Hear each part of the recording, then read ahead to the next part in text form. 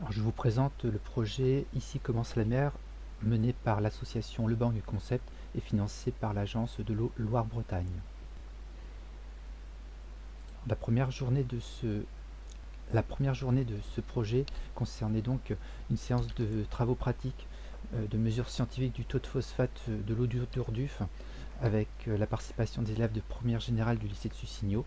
Ces derniers ont été prélevés de l'eau en bas du lycée et ont procédé donc à une analyse en laboratoire de chimie. Donc un protocole leur a été donné, du matériel de chimie a été utilisé, ainsi qu'un spectrophotomètre qui a permis en fait de mesurer donc par étalonnage le taux de phosphate dans cette eau.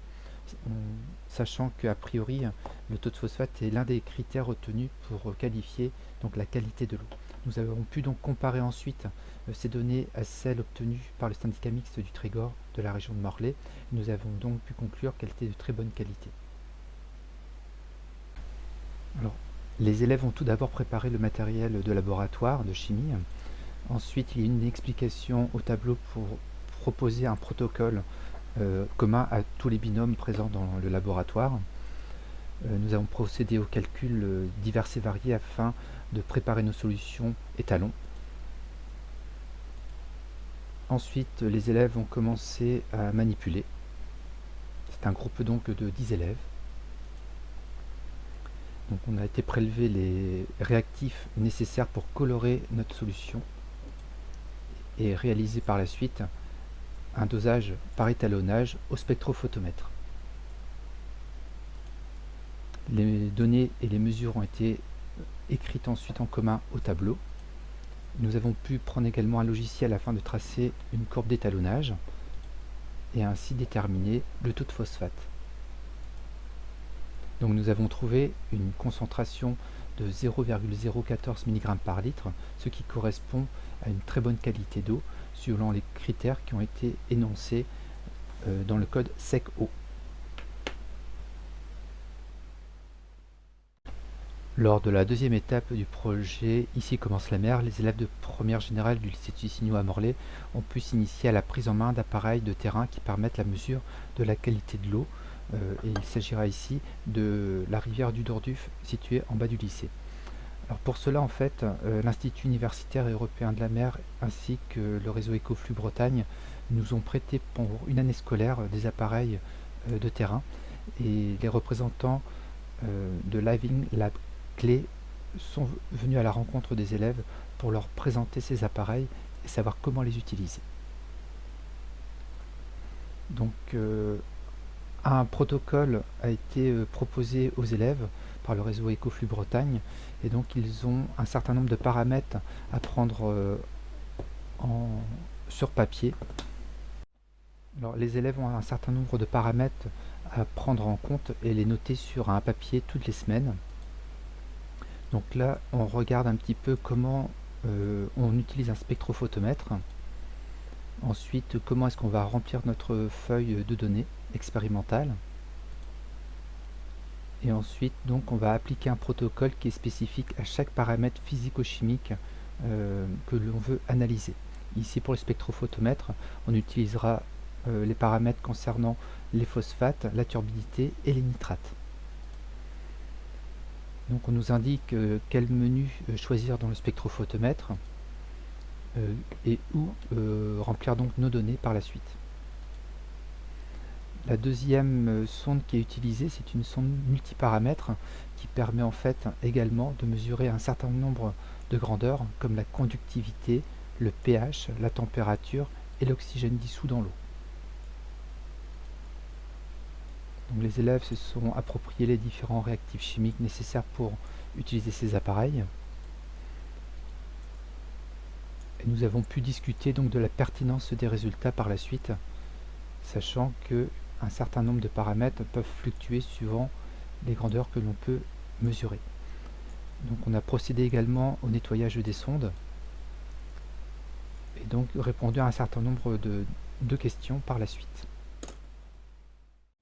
Donc, en fin de séance, ça a été confié aux élèves de première générale l'ensemble des deux appareils de façon à ce qu'ils puissent réaliser l'ensemble des mesures sur une année scolaire de façon hebdomadaire sur le Dourduf en mer qui se situe juste à 300 mètres du lycée. Le vendredi 20 décembre 2024, les lycéens du lycée de Sussigno à Morlaix ont accueilli 52 élèves du collège de Mardès-France de Morlaix. Ceux-ci ont bénéficié d'une matinée d'animation en anglais dans le cadre de la section européenne autour de la biodiversité dans les milieux aquatiques, marins et continentaux. Nous vous présentons quelques extraits de ces animations juste après. Validate or not, you will try again if you have something wrong. And then once everything is right here, we'll go here and you will place the figurines into the diorama. So beware, these two are interchangeable. These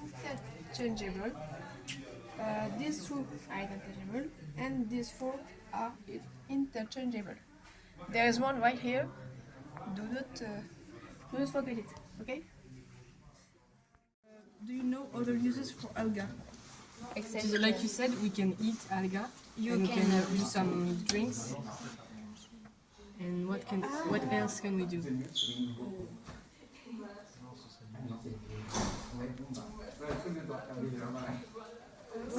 C'est quoi c'est Cosmetics. Yes. Cosmétique, yes. And est-ce que vous avez compris ce qu'on venait de dire ou... Ok, il y a of one day also collect pissing frog measure between 4 and 6 centimeters, max 8 centimeters. The female is bigger. Frog have a smooth skin. They live in Europe, in the bassin d'Aquitaine. Agile frog doesn't exceed 5. Alors, nous voulions également sensibiliser des étudiants de gestion et protection de la nature qui sont en formation BTS du lycée de Sussigno à Morlaix en organisant donc un forum de l'eau le 27 janvier 2025 en partenariat avec d'autres associations. Notre atelier donc a permis de montrer que des pratiques agricoles adéquates permettent de diminuer les risques de pollution des eaux. Donc une animation a été réalisée autour de cette maquette de façon à trouver des solutions techniques sur le terrain afin d'aménager le cours d'eau et limiter donc l'apport d'intrants dans ce cours d'eau et ainsi limiter et réduire la pollution de cette eau.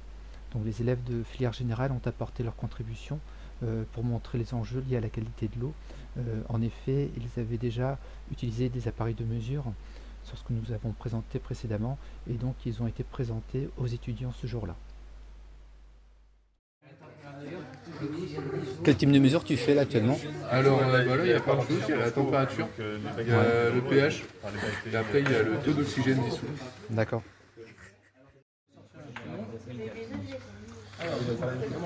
Température, 14h30. après tu as le pH, c'est 7.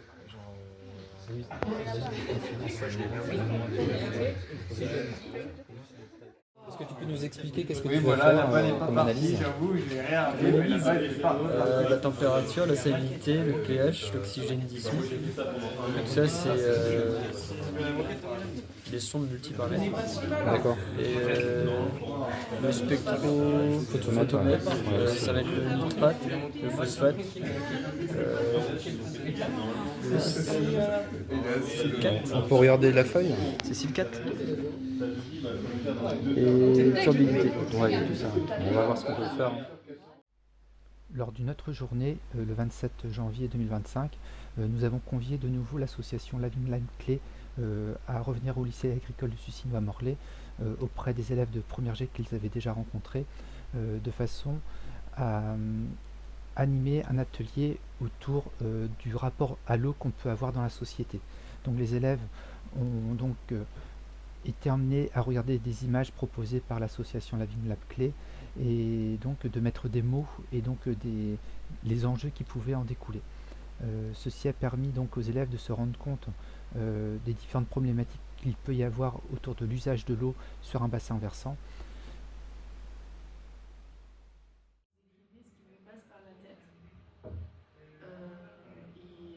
Après on discute un petit peu, on peut encore ajouter des choses après. Ok. Donc on va commencer avec que vous mettez en fait les notions qui vous viennent par rapport au cycle d'eau, par rapport à l'eau biologique, par rapport à des différents états d'eau et les forces que l'eau peut avoir. Alors vous écrivez librement sur chaque feuille. par rapport à vous dans votre quotidien. Est-ce que vous voyez en fait votre relation avec l'eau et cette activité qui représente?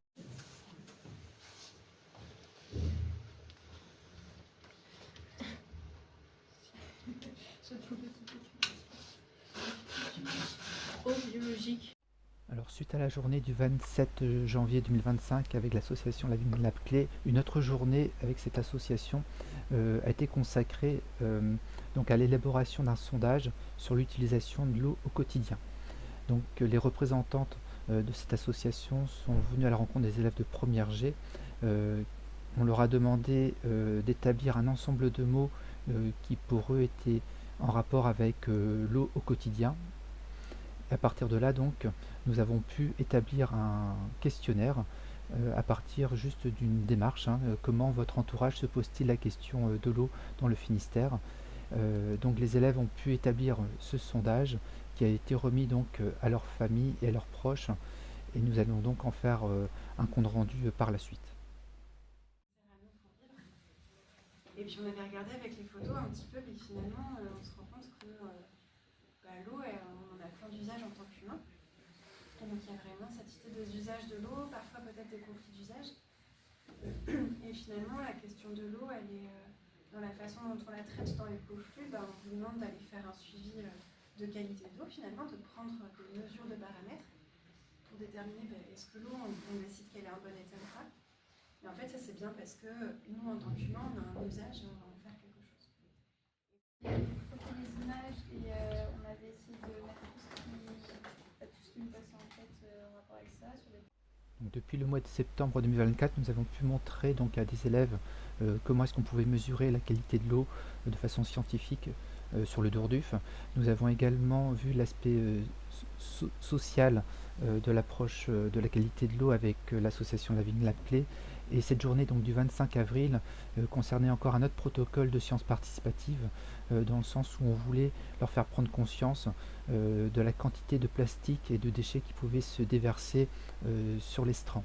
Donc nous avons fait appel à l'organisme EPAGA de l'Aulne qui est venu présenter son travail sur le terrain ainsi qu'à l'association Biodivertissons qui a permis d'animer un atelier sur le ramassage et le recensement de déchets plastiques, entre autres. Donc ce protocole fait appel donc à un protocole européen et qui va donc servir de base de données dans les années à venir. Et ce en quoi c'est intéressant, c'est que ces élèves en fait vont participer réellement à ce recensement et leur recensement donc va être comptabilisé dans la base de données européenne. Donc nous voyons ici d'abord la présentation du travail pour cette journée du 25 avril, la fiche technique sur laquelle on va recenser l'ensemble des déchets, les spots sur lesquels nous sommes focalisés pour faire ce ramassage à Trégarvan, ensuite le ramassage en lui-même sur l'estran. Ensuite on est parti donc étaler l'ensemble des déchets trouvés sur l'estran sur une bâche de façon à les trier, les peser, les mesurer en volume et également les catégorier par la suite. Ensuite nous avons pu en fin de journée regarder les fiches techniques qui avaient été établies les années précédentes et comparer donc le nombre de déchets par rapport à ces années 2022, 2023 et 2024. Déchets sauvages. Donc, Zéro déchet sauvage, c'est un programme national qui a été développé par une association à Marseille qui s'appelle Merter. Et en fait, ils avaient développé un système de ramassage local plutôt dans le sud, où chacun en fait rentrait les données dans un ordi et ça permettait d'avoir une cartographie de la zone qui était plus ou moins restreinte pour savoir combien de personnes avaient fait les ramassages, les quantités, où est-ce qu'étaient les zones d'accumulation. Et comme ça a super bien fonctionné dans le sud, ils se sont dit on va développer au niveau national. Et donc vous allez participer aujourd'hui à cette opération-là, donc zéro déchet sauvage. Pour ici, c'est la... Vous voyez, le goût, il est sous mais c'est pas dégueulasse. Ça mange que la queue par contre. Vous voyez, genre, ça c'est le truc typique, on l'ouvre pas. De toute façon, il est percé et il a l'air d'avoir des sédiments dedans. Alors montre-moi Romain, qu'est-ce que tu as trouvé dedans là? On va filmer. Ah ouais. Et puis la bâche là-bas? Ouais. Ah, elle est là? Ah ouais, en effet, ouais. Je crois que c'est le gros lot pour aujourd'hui. Les volumes de déchets par catégorie. Donc là, le volume de plastique, le volume de carton, etc. Et après, on va peser le poids des plastiques, des cartons, du verre, etc. On va faire la synthèse et après, on va commencer à faire vraiment ce qu'on appelle la caractérisation, c'est-à-dire que on va regarder combien on a de sacs plastiques, combien on a d'emballages type bouteille, etc. Et on va noter ça, sachant qu'il y a plein de catégories, donc il va falloir étudier un petit peu. Donc à la base c'était fait pour identifier des mammifères ou des espèces que vous pouvez croiser en mer et ils l'ont déployé un peu sur la partie littorale. Et donc du coup on peut aussi mettre dedans les algues et également les déchets. Et donc ça part dans le même système que ce qu'on a fait tout à l'heure avec Zéro Déchet Sauvage. C'est juste que c'est un peu plus simple où en fait... Alors en plus de toutes les actions que nous venons de vous présenter, l'association a donc créé un partenariat avec l'IUM et le réseau Ecoflux Bretagne, de façon à ce que les élèves puissent donc faire des prélèvements d'eau et leurs analyses toutes les semaines. Donc nous nous rendons tous les jeudis au bas du lycée agricole de Sucigno afin de réaliser donc ces prélèvements et analyses. Nous tournons donc par groupe de binômes. Nous voyons ici donc sur les photos différentes journées pendant lesquelles nous avons réalisé ces mesures. Donc les responsables du réseau Ecoflux Bretagne étaient venus nous présenter donc les enjeux de cette science participative, et donc toutes les semaines nous remplissons une feuille technique qui nous permet donc ensuite de compléter une application développée par Ecoflux Bretagne de façon à recueillir l'ensemble des données des élèves qui seront donc utiles pour l'observatoire participatif permettant d'évaluer l'impact des transitions socio-environnementales sur la qualité de l'eau en Bretagne, sachant qu'il y a plusieurs lycées agricoles qui sont impliqués dans cette démarche.